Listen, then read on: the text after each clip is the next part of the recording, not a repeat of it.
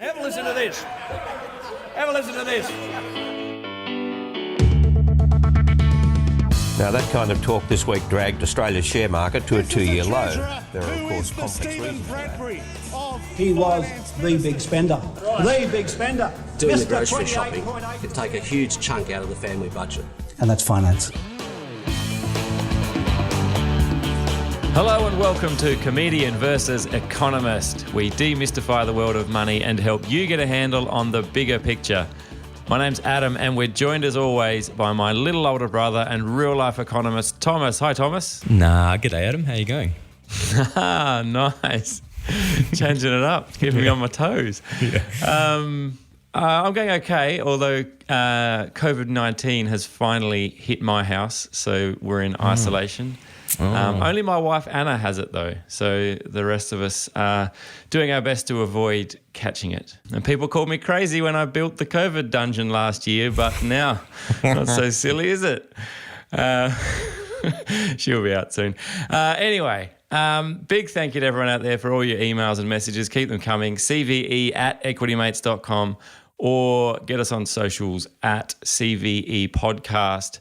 Now, Thomas, we're recording this on Monday, the 28th of March. The federal budget is happening tomorrow, the 29th of March, and this episode will be reaching your ears no earlier than Wednesday, the 30th of March. So rather than having to listen to a bunch of budget predictions that have already been proven wrong, we're going to completely ignore the budget this week and we'll provide some, I don't know, what would we call it? I don't want to say in-depth budget analysis because that's just over-promising.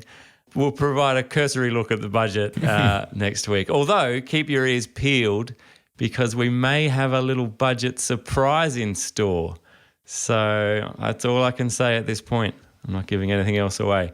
Anyway, massive show coming up. And Australia's answer to Elon Musk's dad, Andrew Twiggy Forrest, has announced he's going to build a train using Formula One technology. We've got a rental crisis on our hands. We know it's hard these days for young people to be able to buy a house. In case that wasn't bad enough news, now it's just as hard to find one to rent. And consumer versus business confidence. We've got some business confidence data. And despite the doom and gloom, businesses are up and about and feeling confident. All they need now is consumers to share their optimism and it'll be happy days. But first, it's time to check in on the ASX Sharemarket Trading Game. We hope you've been playing along at home. It's still not too late to join. In fact, if you'd like to jump on board, you can get 50 grand of virtual money to use in the ASX share market in any way you see fit. See if you can turn some sweet profit. Thomas and I have been at it for a while now. And to be honest, it feels a lot like when I take one of the kids' $2 coins and give them two $1 coins and they're stoked because now they have two monies. That's how I feel this week when my virtual portfolio finally made it back to even. I'm celebrating that I'm now in the green. Thomas, how are you tracking? Yeah, I'm not quite there yet. I'm still $500 in the red. Ooh. Yeah. Another way of phrasing that perhaps is that, hey, Adam, you're winning. Oh, yeah. Because I'm green, baby. I am $326.20 in the green. Pure profit. Wow, look at us. I think what's most disappointing about my portfolio is that I'm being easily outpaced by the ASX 200. So there's a view there, there's a chart that they show you inside the game dashboard, and the ASX 200 is up over $52,000 for the same time period. I am just scraping over the $50,000 mark after, putting some thought into it, it's fair to say. Thought's a stretch. It's good that it's called the game, and it is a bit of a game. Like it's over a short time horizon, so you're not investing like you probably would if you're, over the long horizon or playing with your own money necessarily. And if you look at the top players, so Morgo 58. I'm presuming he might be a she. I've got no idea. And they're number one right now. Their portfolio values is $62,300. So yeah, up over 20%. So they're crushing it. There's quite a few up around that mark. We look at second here. We've got Jaggernaut, I think that is. Yeah, 61,500. So that's the running. That's where the peloton is placed. Right, the 60,000. Peloton, ironically, not a stock you can buy on the ASX. No.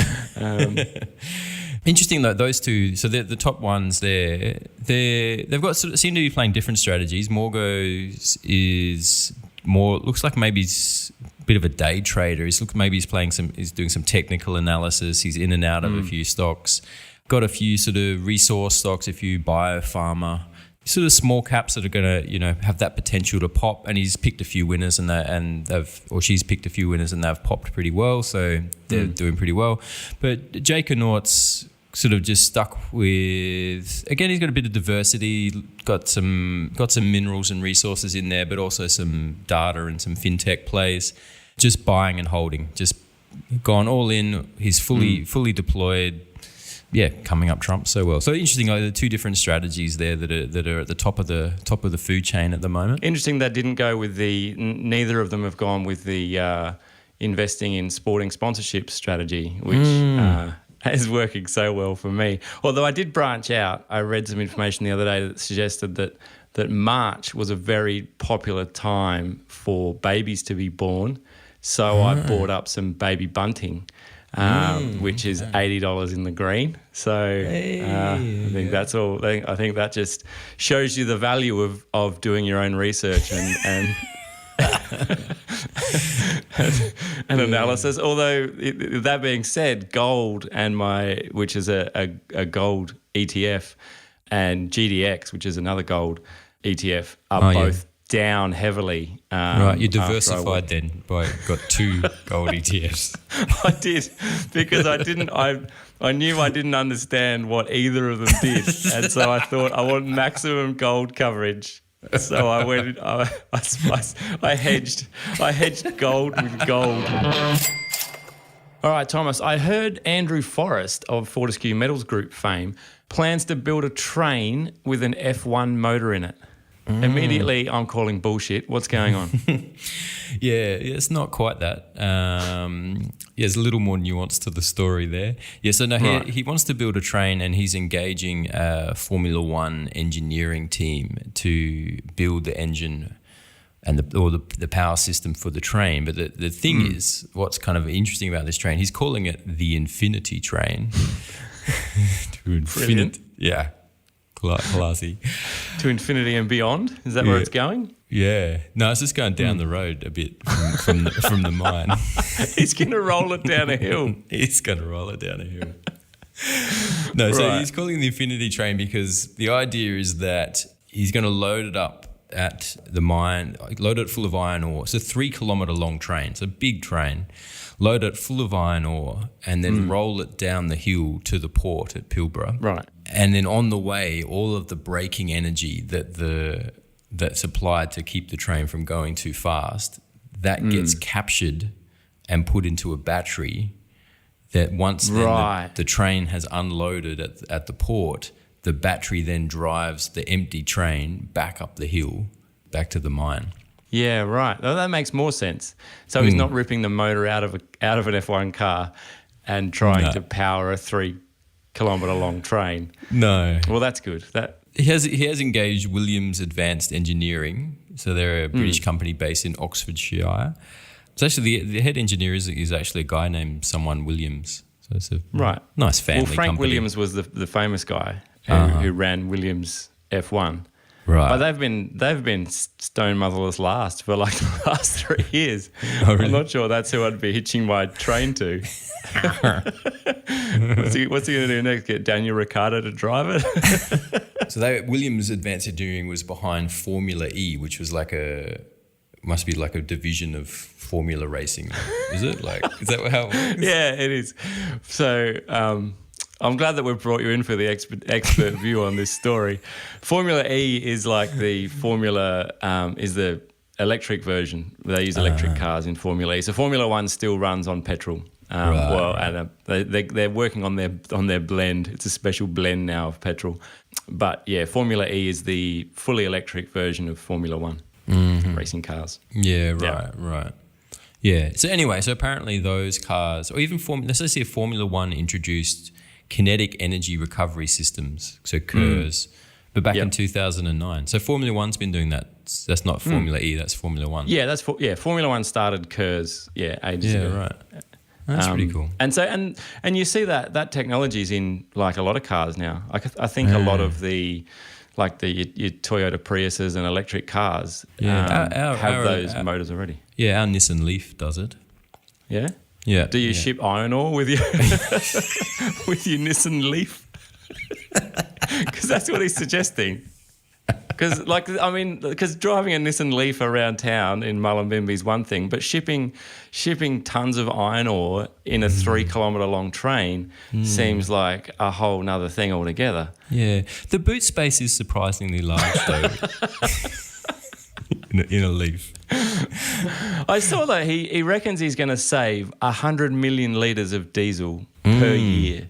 100 million litres. And that the energy that they're going to make from trying to slow this 3 kilometre long train down is going to be more than enough energy to power the train back up the hill.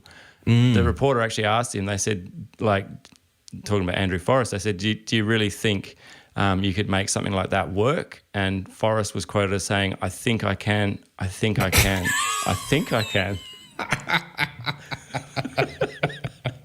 You got to love this guy though. He's the closest thing. I said the closest thing we've got to Australia, to Elon Musk's dad, just because of the age difference. He's got a bit of Elon Musk going for him now. Like he's a man on a mission. Yeah. He's got Fortescue Future Industries, where he's like trying to sort out green hydrogen. He's buying F1 teams to build trains for him. I think I saw something the other day. He partnered up with one of the big airline manufacturers as well. Yeah, he's got a lot of green, net zero transport plays happening. Yeah, trucks, ships, planes, and trains. Yeah, he's going for it. I mean, it's interesting because for Fortescue investors, because they're like going like, oh my god, is this going to get into everything? Like, are these all going to play? Like, sure, let's save the planet. That's awesome, but like, you can't just sort of throw money around willy nilly and get all these things going. But Tesla's kind of proved that model a bit. Like, you've got a lot of cash on hand to work with. Some of these plays start to come off and he starts getting a bit of momentum. I think it does start to pull in a lot of cool factor. You start, that's one thing I was thinking about this. Like, does it really need to be an F1 team, engineering team to build this train? Like, surely there are other engineering teams, but like, why not an F1 team? That sounds really cool. Like, it's got that. Yeah. So like, I could kind of see Fortescue and Twiggy being being the next Tesla or the Aussie battler version of Tesla and Elon Musk. You got to wonder though where RM Williams' boots fits into it, because he bought that as well just prior to launching into some next gen electric trains. He bought a leather boot making company, so maybe it's just it's just a hedge in case his future industries company doesn't go so well. We just resort to boots. Yeah, back to the future. Boots on the ground. All right, we'll pause there. We'll take a quick word from our sponsors and be back with more Comedian versus Economist right after this. Welcome back here on Comedian versus Economist. Don't forget you can send us an email, cve@equitymates.com, or get us on Facebook and Instagram @CVE Podcast. Thomas, are we now officially in a rental crisis? Yeah, I think we are. I think we can definitely say that nationally we are in a rental crisis. Right. There's no official definition of rental crisis, but it's pretty clear we're there, I think. Yeah, so the key thing is there's sort of two parts of this. One is that the national vacancy rate has fallen to just 1.2%. So what that means is of the available rental stock, right now only 1.2% is available for rent. What does it normally sit at? It fluctuates a bit. The rule of thumb that I work with is 3%. So a balanced market is 3%. At a 3% vacancy rate, that sort of just captures natural churn in the rental market, and you don't have price pressures. You don't have increases in rents at 3%. So 1.2% is very low, and then it might get up to, in Perth back in 2016, it was up around 5.5%. That's reasonably high, and that was connected with falling rental prices then. Yeah, so 1.2% is crazy tight, but when you break it down, you got Sydney and Melbourne at 2, Sydney at 2, Melbourne at 2.3%, largely around their high-rise sector. But then all of the other capitals were under 1%. Brisbane's at 0.9, Perth at 0.6, Adelaide 0.4, Canberra 0.5, Darwin 0.7, Hobart 0.3. So they're great. Yeah, just got you there. Unlucky. So Adelaide, I understand. It's the greatest city in Australia. People are finally realising that. Yeah. And also, the more we get the message out there, then the more chance my house rises in value. Yeah, so they're crazy low numbers. Yeah, they're super tight. And that's just the capital cities. I mean, you get down to some of the regions, it's just as tight.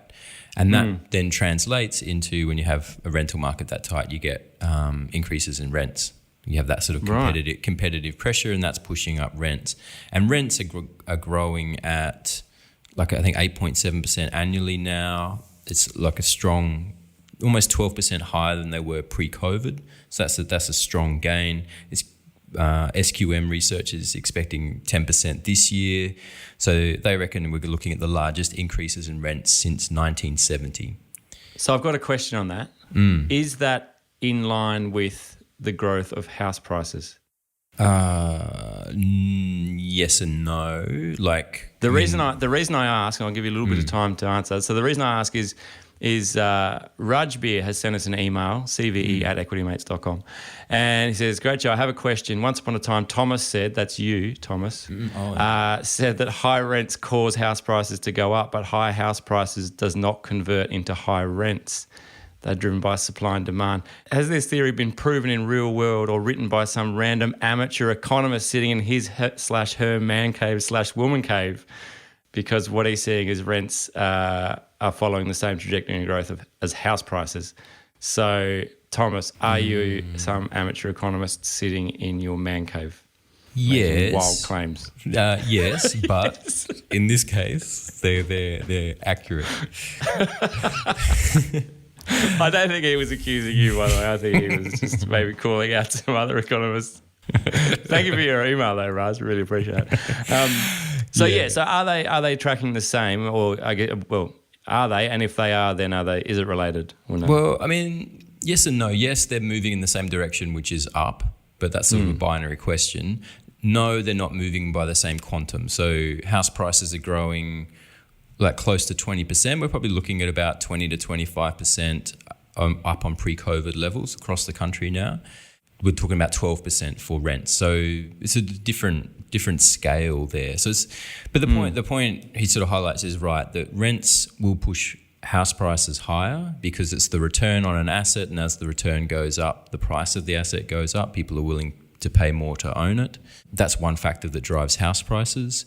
Interest rates and credit is the other big factor that drives house prices, and with lower interest rates, which we saw through COVID, that really sparked a lift in house prices.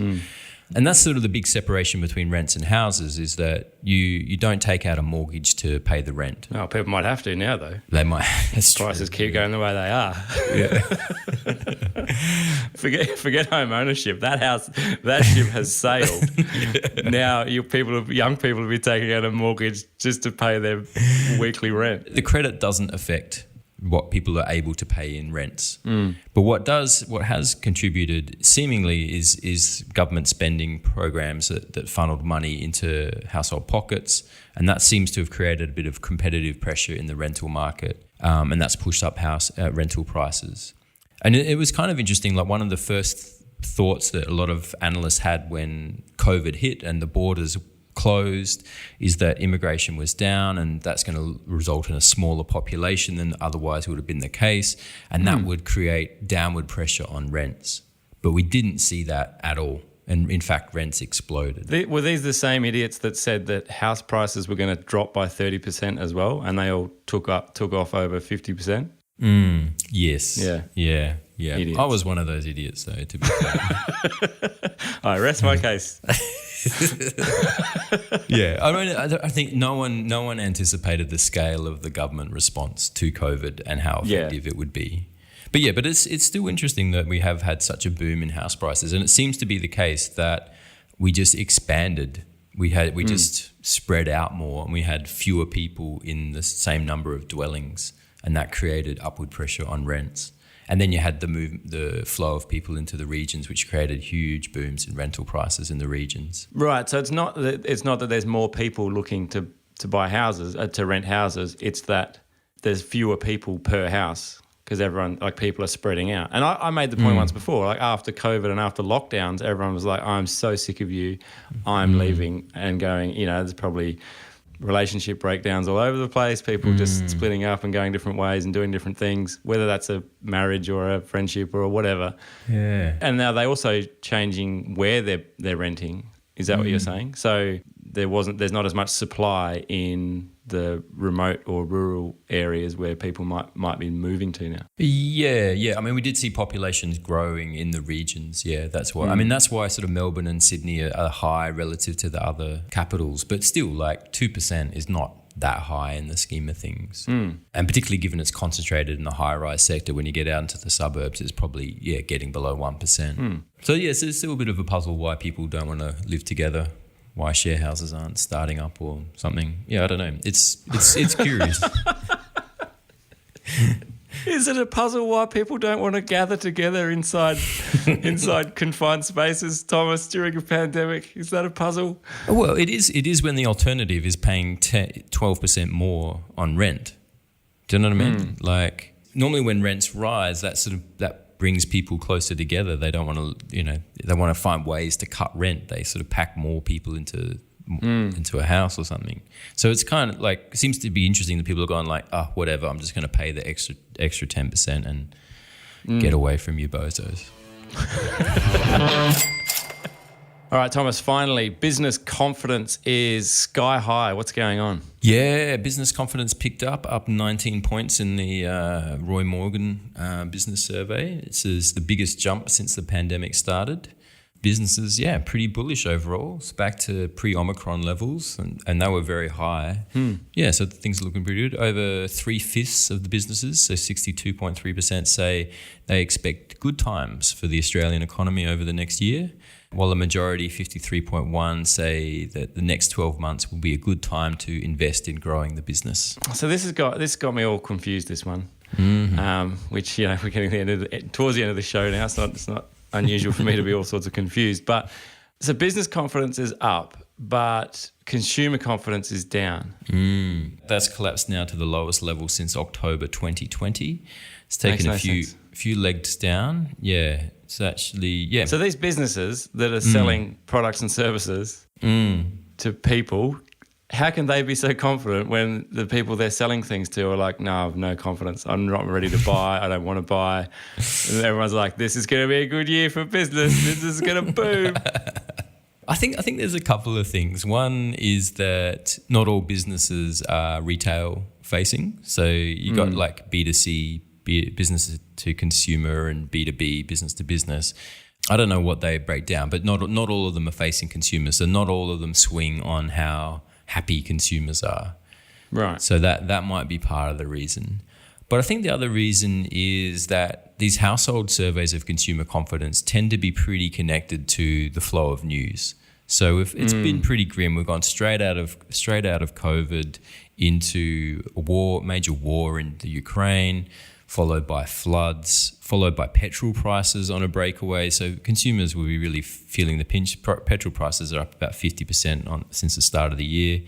So there's a lot of bad news for consumers. Like they're hurting there. But it's some of those are sort of temporary factors. And you look at the war in the Ukraine in particular, like while it's sort of grim news and it's a terrible human story, for the Australian economy, it's actually pretty decent news. Like there's been a broad-based commodity price boom, which is good for Australia. Wheat prices are up like 60 or 70%, which is good for Aussie wheat exporters. So the war has these terrible headlines. The actual economic impact on Australia isn't necessarily negative and may actually be positive. So it may be the case that the businesses are responding to that. And I think the other thing is that the people, when you're asking the businesses these surveys, you're talking to people with hard data to hand. They're watching their sales come in. They know how much cash is on hand in the business. They know what the forward orders book looks like. They're talking to other businesses which have the same handle on the data. I think it's a different perspective. They're looking at the sort of numbers within their business and then taking their cue from that. Whereas consumers are just looking at the headlines and swinging on that. Yeah, right. So businesses are dealing with the data and consumers are more just going off the feels. They're just like, well, I'm not feeling great. Whereas businesses are like, don't worry about how I'm feeling. I'm looking at the data and the data's telling me this story. Yeah, I reckon. It's interesting you talk about the economy doing well. And you hear this a lot. You hear about, in the news, you hear, this will be good news for the Australian economy. And I can never translate what that means into what that means for me. Do you know what I mean? Like you keep hearing, great, we're going to sell heaps of wheat. Awesome. That's going to be good for the Australian economy. But then I hear about inflation, fuel prices are through the roof. Everything's kind of pointing towards me having less money. How does a strong economy help the people who are living in it? I have the feeling we talked a little bit about this in our first season with the economic dashboard. And I was not in a state to be taking on information at that time. I was hosting a podcast. I was really trying to wrap my head around microphones and all sorts of things. No, we might have done, but that was a long time. That was over a year ago. No, but basically, like, the economy is a proxy for something. So it's sort of representative of stuff that we're interested in, even though itself it's not particularly interesting. When we mean the economy, we're talking typically about GDP, which is how much stuff we're producing. We like that for two reasons. One, if we have more stuff or better quality stuff, we kind of think that means there's a better improvement in our standard of living. So we'd like that. But also, if we're producing stuff, to produce stuff, we need jobs, we need people working. And so more economic activity translates into more employment, which translates into more jobs and higher wage growth. And those things tend to be positive. And so when you say, the economy is doing good, kind of what's hidden in parentheses behind that, which is never stated, is which is good for households and jobs and wages. Do you know what I mean? Right. That's sort of like the implicit subtext. But not Adam. But there's nothing here for Adam if he's looking. But it is true. It's a very blunt measure, and particularly like when you're talking about like a resource boom or something, that's good for certain sectors of the economy, but might not be good for the economy overall or for everyone in the economy. There's nuance there that is lost. All right, let's leave it there. Thank you so much for tuning into the show once again. We really do appreciate it. Don't forget you can check out all the other great shows from Equity Mates Media. Get Started Investing, Equity Mates Investing Podcast, You're in Good Company, Talk Money to Me, Crypto Curious, and Thomas, massive news. Equity Mates are just about to launch their 8th podcast 3 times a week. Wow. Our super producer Sasha is going to be bringing you a new show called The Dive, bringing you the stories that matter, including broader perspective and leaving the jargon at the door, which is what Equity Mates is now, I think, famous for, is talking to you straight. It's going to be lots of fun. It should be in your podcast feeds now, so go and subscribe, have a listen to the trailer. But that's it for us for another week. We look forward to talking to you again next week after the budget on Tuesday. Have an amazing budget night if that's your thing. Thomas, budget night plans? Oh, no, I'll be glued to the television at home. Absolutely. Me too. All right, thanks again. We will talk to you soon. Bye for now. Comedian V Economist is a product of Equity Mates Media. All information in this podcast is for education and entertainment purposes only. It is not intended as a substitute for professional finance, legal, or tax advice.